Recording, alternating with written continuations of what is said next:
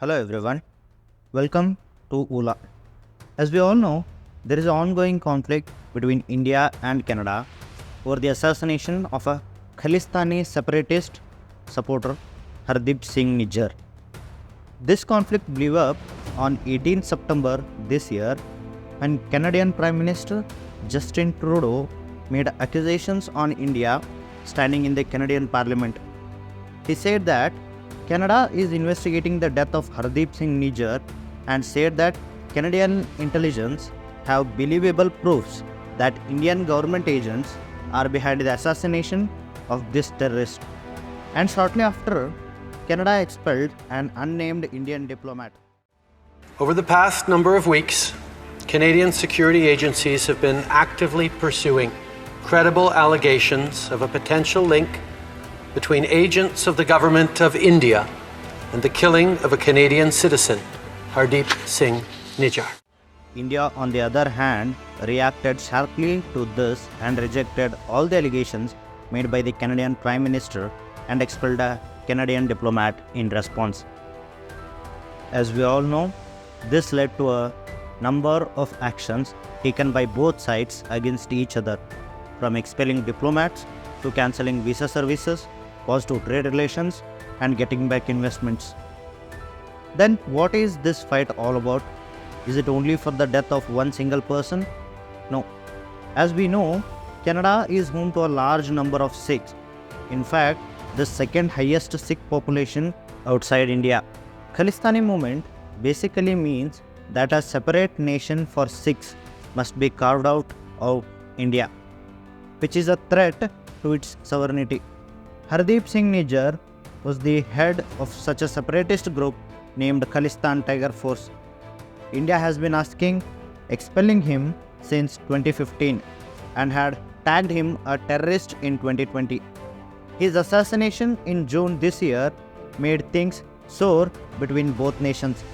The Canadian Foreign Minister Melania Joly made serious accusations against India, nosing in its internal politics.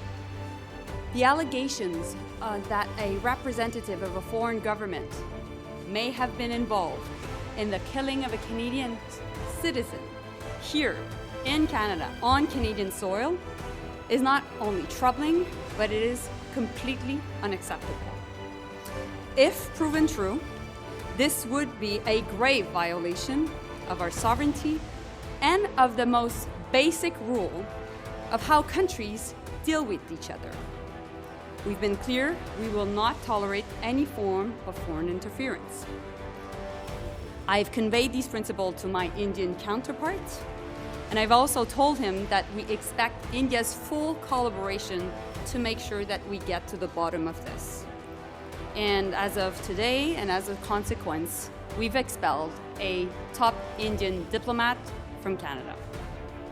To which Indian counterpart Dr. S. Jaishankar made statements that Canada is becoming the safe house for terrorism and terrorist activities against India, which is a matter of concern. India asked proof of Indian involvement in death of Hardeep Singh Nijjar, to which Canada have no answer, but just says that investigation is going on, which is kind of funny. But in a civilized world, such baseless accusations can harm its own ambitions and become serious matters of concern. If you have something specific, if you have something relevant,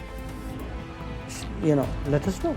Secessionist forces, organized crime, violence, extremism, they're all very, very deeply mixed up. We told the Canadians that this is not the government of India's policy. We have a situation where actually our diplomats are threatened. This bilateral clash between India and Canada has attracted global attention and made things more serious. This may adverse both nations, hindering any further developments. As of present developments, India have asked the Canadian government to take out 41 top diplomats out of India.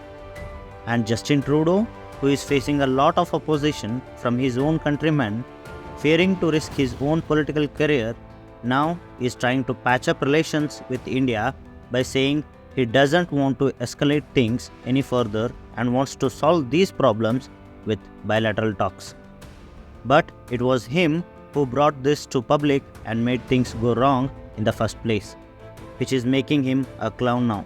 The government of India needs to take this matter with the utmost seriousness.